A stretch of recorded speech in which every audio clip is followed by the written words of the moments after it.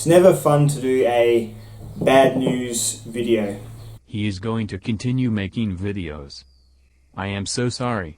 But I've been contacted by a lot of you who have had good experiences with these two Sun knives, and this doesn't change your experiences at all. This might be a one-off, it might be a fluke. This is what happened with mine. It's not an issue against anyone who likes this company or these knives or even this exact knife. But it is what it is, and what you get with this channel is you get what you get and you don't get upset. Or you get very upset and leave several paragraphs in the comments. Either way, enjoy.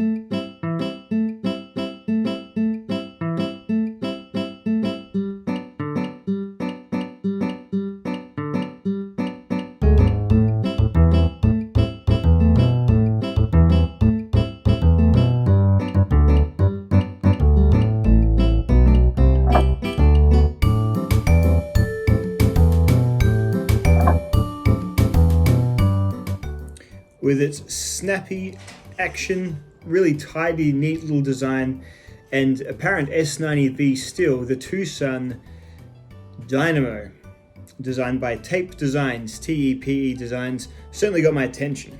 Really, really cool little knife. It's something that I would recommend for people who want something little and punchy that find the wee banter perhaps just a little bit too vanilla for them. So this is a great little alternative to that, maybe like a little coin pocket carry. Fires out like a jolt of lightning due to a really cool little deployment wheel kind of system, basically a rounded off flipper with a bit more intensive knurling on it.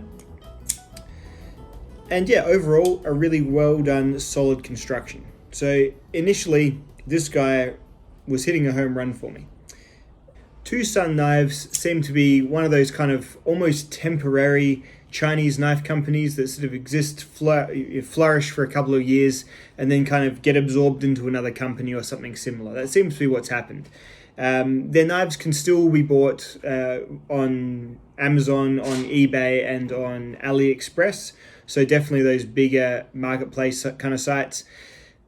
And yeah, generally I hear lots of positive accounts. These are lots of the time, as a knife kind of guy with a platform kind of channel, you get these brands flare up that everyone's trying to get you into. So Ganzo was one a few years back. Everyone was like, Ganzo, Ganzo, Ganzo. You got to get into Ganzo. The value's amazing. The builds are great. I never really did get into Ganzo. I always found at that point that their designs were kind of crude amalgams of Benchmade and Spyderco and Line Steel kind of all smushed into one. It just didn't grab me. If you loved Ganzo, then that's great. I'm not sure if they're still going, but if you did love Ganzo, then more power to you. Never really got me. And Sun was kind of another one of those brands. I had heard of them before. I did a little bit of looking up, and yeah, it seems like I don't even know if they're just a subset of another company or something similar. They've got a couple of Instagram accounts branded 2017 and 18. So yeah, nothing. They're certainly not Spyderco, and then they're certainly not Kaiser or Wee Knives either. Don't quite know what they are. Anyway, what they've wound up putting in my hand is a really nicely designed little EDC focused pocket knife. Let's look at it next to some other pocket knives to see how big this guy actually is. Spyderco Delica. Spyderco Para 3. Rex 45. Buck 110. Wee Knife Company Banter. Half-breed blades, large bush folder. And here is some spine thicknesses, the Delica, the Banter, and then this Sun Dynamo.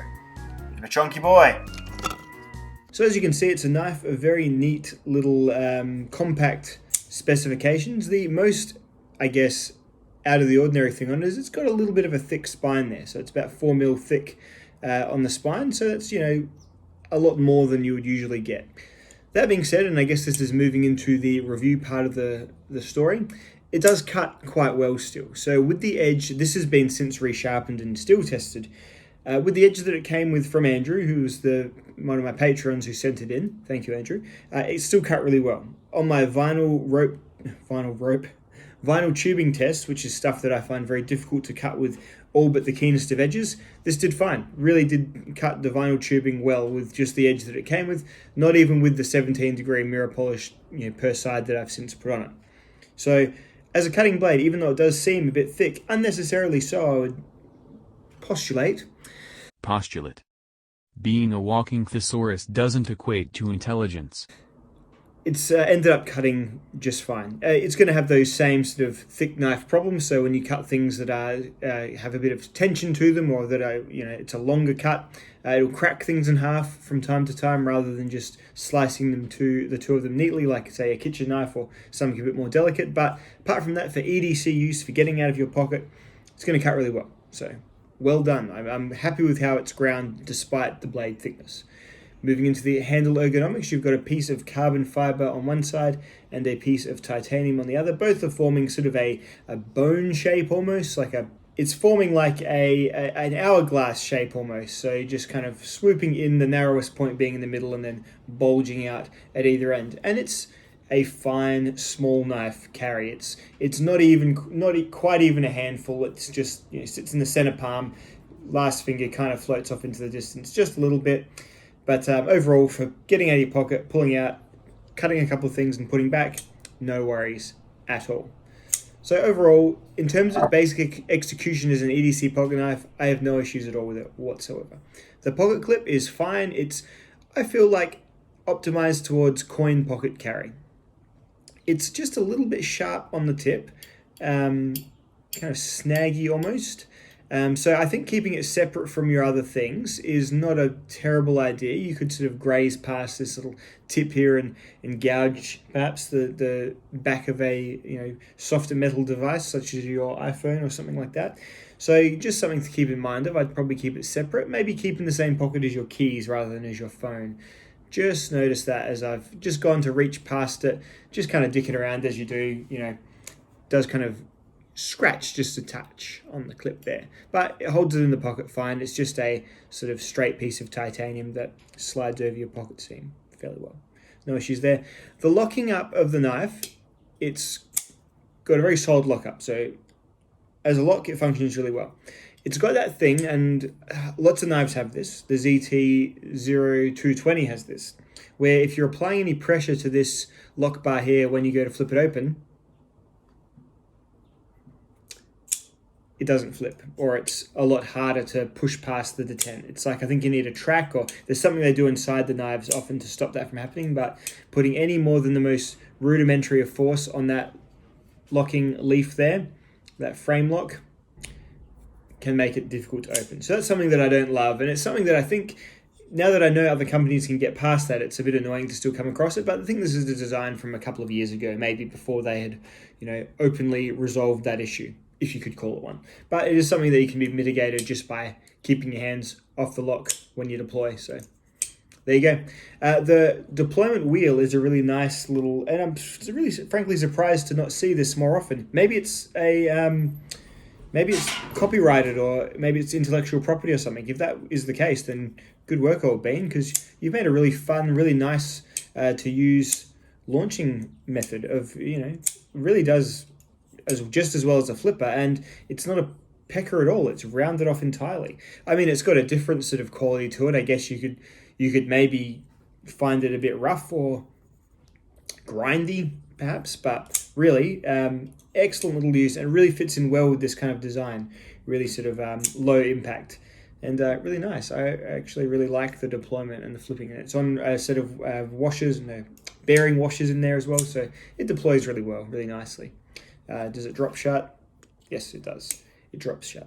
So there you go. All the knife guy stuff on a really small scale is done pretty well. Really well done design. The design is the strongest point of this blade for sure. Apart from one little thing, which this is a me problem, I was looking at it the other night and then I couldn't stop thinking about this being like a little pair of balls there, and the old wiener coming out there. And then I started thinking about Butters with his chin balls. Well, I guess they call me a chin ball boy and a ball chin boy.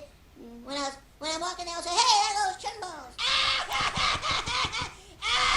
and it's kind of decreased the seriousness or the sternness the knife has with me, if it ever had much at all. But there you go.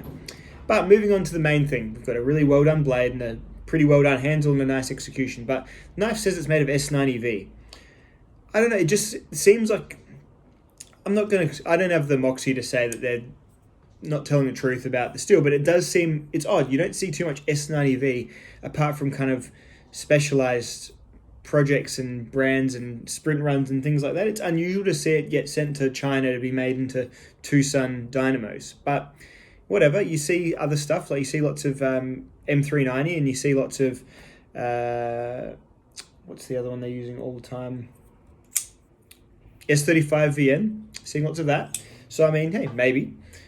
So what I've decided to do is take this to the knife lab, because I don't really have, I'm a normal guy, I don't have all the highly precision machines to test if this is the chemical recipe for the S90V steel or not. You need far more advanced machinery than I have availed myself to.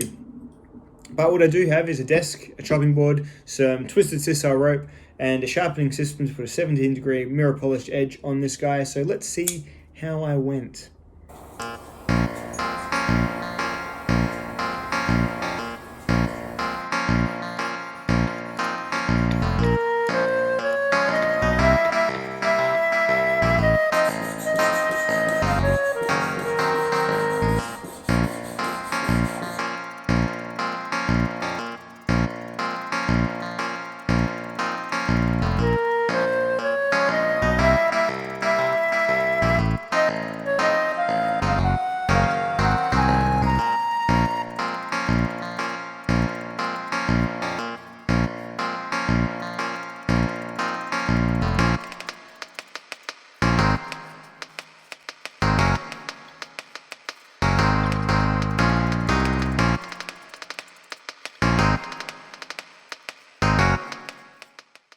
Yeah, I'm calling it.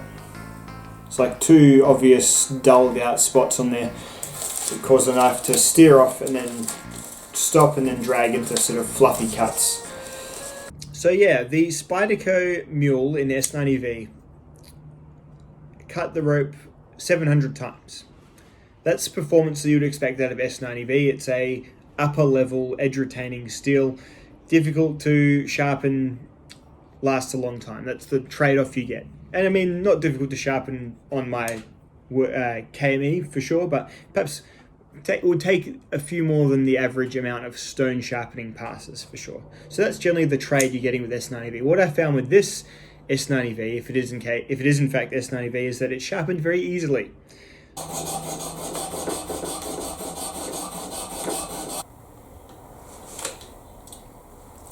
That's sharpening very bloody easily, that's for sure. A very rapid reprofiling indeed. Very few passes were needed to completely reprofile and put a mirror polished shiny edge on this blade. And then when I did my rope cutting test, it cut the rope 275 times. And that was at a bit of a push. He seems unaware that Lauren Thomas has made him obsolete. So I'm pretty confident that I had the same edge as the Mule, or the same as I could make. I used the same equipment, the same angle measuring, the same everything that I could make to make it as same as I could compared to my Spyderco Mule. I've done other S90V tests before, but they were using different sharpening systems and things like that. So point of comparison is the S90V Mule from Spyderco. 700 times to 270 times is too big a difference to me to say that this is something hasn't gone wrong here. Something's not right. So either the heat treat is far undercooked, or conversely the edge was severely burnt during grinding, or it's not S90V at all. I don't know which one of those things is more likely to be, but if this is 64 Rockwell S90V that Spyderco would have put on their Mule series, I will eat my ass hat for sure. But I think if it is S90V, which it may be, they've either gone really soft, maybe very safe with their heat treatment, or they've made some kind of error that has made it, well, not a bad performer. Like, it's still cut a decent amount of time, but I can get this performance with this edge out of CTS BD1 or VG10 almost, I think. So definitely not that stratospheric S90V performance. And you know what? If you're going to have S90V, why would you not go for that level of performance, you know? Simply getting the steel doesn't mean it's going to perform like your steel. And there's several other steps you need to do. They've ground it correctly, for sure. Like, it's got a good grind on it, as I said before. But you need to treat it correctly as well for it to hold that good long edge. So, and I just don't feel like the most positive, you know, of the options is that hasn't happened. So all I'll say in this review is that it doesn't cut like S90V should, and it's not how you know, if they're advertising S90V as a feature, then it feels more like, at best, S35 VN. And I know all these things aren't really world-ending stuff. Now, we can't forget the great HRC meme war of 2019.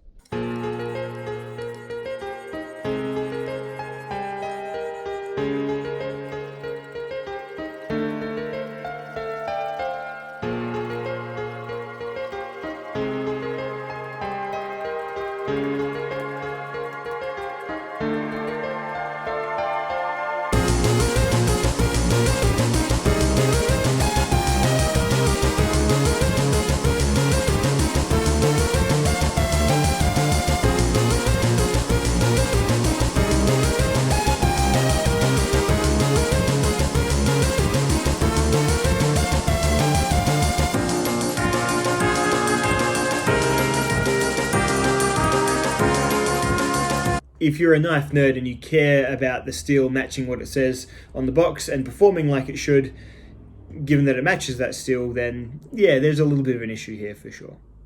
Which is a shame, because everything about the designs from this tape design house is excellent. Like, it's a really cool, really different little knife, and it's really impressive.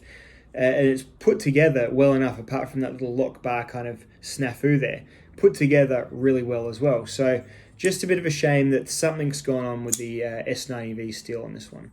Because if the S90V was just right, then this would be an absolute home run, like a complete winner, up there with the Wee Banter, the Dragonfly ZDP 189, in those little coin pocket knives that do really well. So there you go, guys. Bit of a funny review there. I don't like these internet controversies, but there is a little bit of one here, I think. Like, something's not quite right. So the numbers there, if it was 500 or 600 and the Spyderco was 700, I'd be like, oh, this is just because I'm a dumb person in my shed. Now you're talking. I've made a couple of small mistakes, or there's something variable about it going on here, but that difference is a void. There's a chasm between this and Spyderco's performance. So there you go. Make of that what you will, my friends. I think if your biggest issue this week is a knife steel being weird, that qualifies you as living in the top 10% of the available opulence. The brick people will put you all underfoot. It will be the Handmaid's Tale, but for both human sexes. Your name will be of Bricky.